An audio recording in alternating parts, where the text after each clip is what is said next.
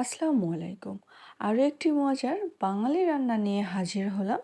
আমি Maisha from Maisha's kitchen. Eid তো চলেই গেল, আর সবার আশা করি মাংসের প্রতি একটা অনীহাও আসা শুরু হয়েছে।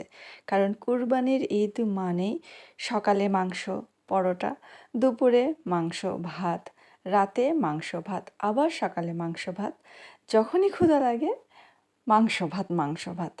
তো এখন আমরা যেহেতু বাঙালি, চলুন মাংস ভাত থেকে বের হয়ে একটু মাছে ভাতে বাঙালি হয়ে যাই। চলুন তাহলে আজকের রেসিপিটি শুরু করা যাক।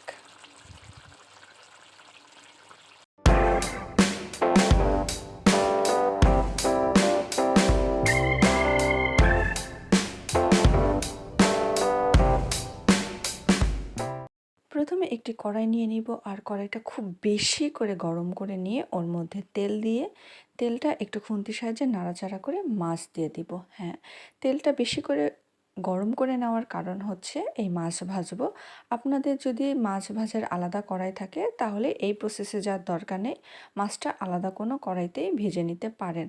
আমারও আলাদা কড়াই ছিল, কিন্তু আমি চিন্তা করলাম একই কড়াইতে সব কাজ করব, বারবার আলাদা করব না, এই জন্য এই কড়াইটাই ভালো করে গরম করে নিয়ে তেলটা গরম করে নিয়ে মাছটা দিয়ে দিলাম, যাতে করে মাছটা ভাজার সময় লেগে না যায়।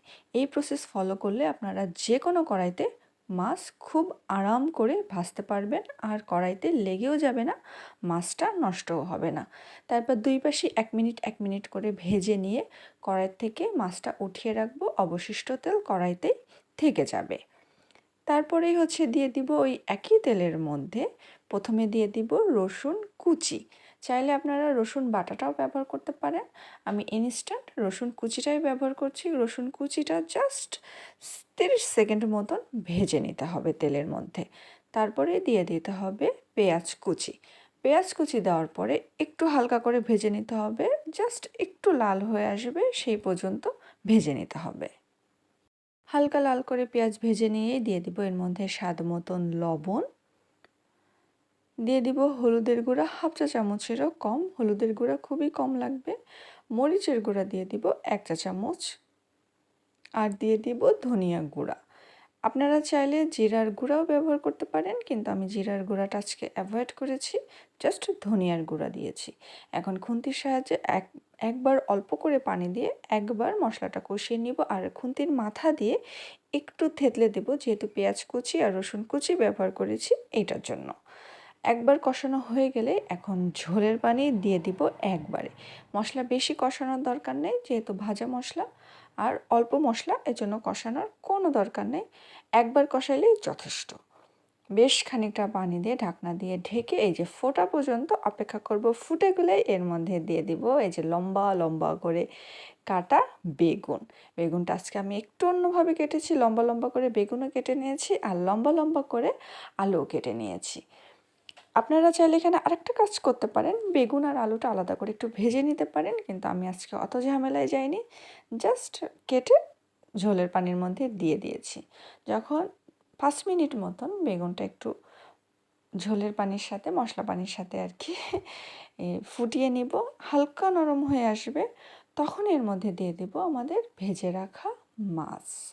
মাছটা এখন এর মধ্যে উপরে খুব সুন্দর করে সাজিয়ে দিতে হবে।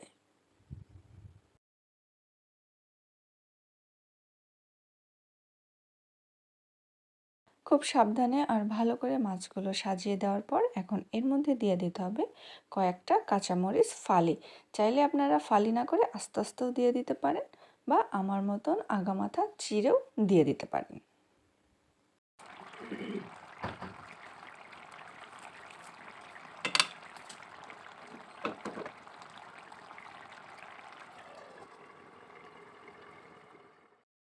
রান্না প্রায় শেষের দিকে, দেখলেই বুঝতে পারছেন বেগুন আর আলু খুব ভালো সেদ্ধ হয়ে গেছে, আর মাছের মধ্যেও খুব ভালোভাবে মশলাটাও প্রবেশ করে গেছে। আর আমি এই পর্যায়ে এসে খুব বেশি ঝোল রাখবো না, হালকা ঝোল রাখবো, তো মাখা মাখা যেটাকে বলে আর কি। চাইলে আপনারা এই ঝোলঝোলও করে রান্না করতে পারেন, সেটাও কিন্তু মজা লাগে, কিন্তু আমি বেশি ঝোল রাখবো না, আমি জাস্ট মাখা মাখা করে ঝোলটা রাখবো।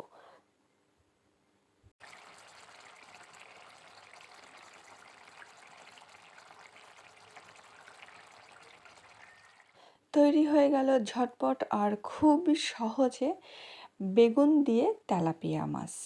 এখন গরম গরম ভাতের সাথে পরিবেশন করুন।